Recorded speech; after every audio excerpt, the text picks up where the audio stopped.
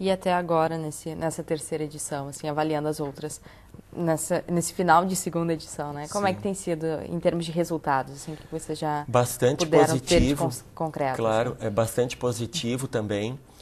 Na nossa primeira mostra, ocorreu um aspecto bastante interessante. A gente trabalhou com adolescentes lá no Centro Universitário IPA, né?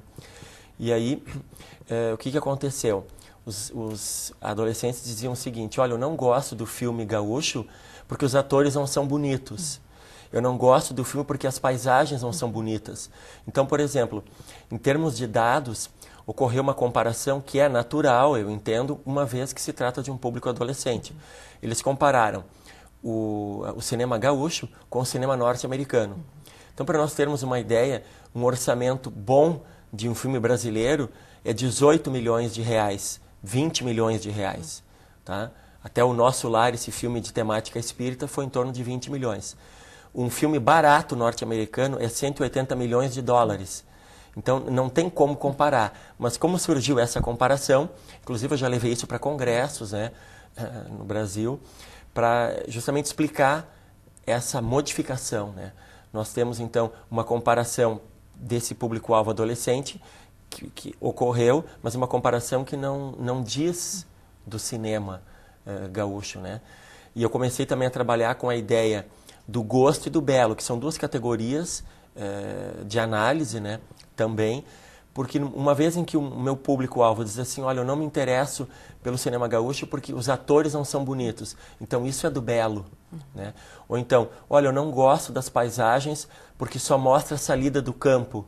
Então isso também, claro, para adolescentes, né, que habitam as grandes cidades, né? Então essa lida do campo, isso é o gosto. Então é uma outra categoria que eu já começo a trabalhar em termos de matrizes, como eu tinha te dito anteriormente. Então a matriz interpretativa, uma instância é o gosto, outra instância é o belo. Então eu começo a montar um quadro analítico a partir disso. A pesquisa também já resultou em alguns prêmios, né? Sim, justamente, bem lembrado, né? Então, eu ganhei semana passada o Prêmio Pesquisador Gaúcho, da FAPERGS. Então, eu mandei o edital, estava aberto o edital, eu concorri com o projeto. Então, eu ganhei o prêmio e daí, consequentemente, o projeto também ganhou. E nós ganhamos, então, verbas, ganhamos equipamentos para montar realmente um gabinete, né, de análise, né, um trabalho mais aprofundado. Então, televisores, passagens aéreas também. Isso tudo é muito importante justamente para a divulgação dos resultados. De 8 a 12 de novembro eu estou em Brasília também, num congresso, num simpósio nacional de história cultural. Por quê? Porque ao trabalhar com cinema e com o cinema gaúcho, eu também termino tocando em questões que são da história do nosso estado e não apenas da comunicação ou do recebimento desses filmes, né, no nosso público-alvo. Eu também trabalho com a constituição do gaúcho, com a constituição dessa narrativa. E aí, então, de 8 a 12 estarei lá em Brasília, também divulgando esses resultados e já divulgando o prêmio, que, claro, né, todos nós do grupo, né, eu, o Taylor, a Bruna, nossa outra bolsista, ficamos muito contentes porque realmente é o reconhecimento de um trabalho, né, que já vem sendo desenvolvido. Aí, o reconhecimento de um trabalho pessoal, meu, enquanto pesquisador, né, nesses anos aqui na Fevale, e a projeção também da nossa universidade em um âmbito estadual e nacional.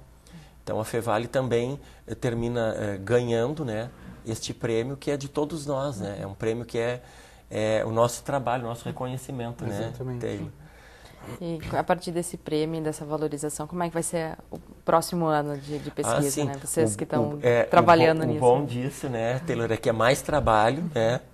Então, porque à medida em que a gente ganha um prêmio, ganha essa graduação, essa titulação, as responsabilidades aumentam.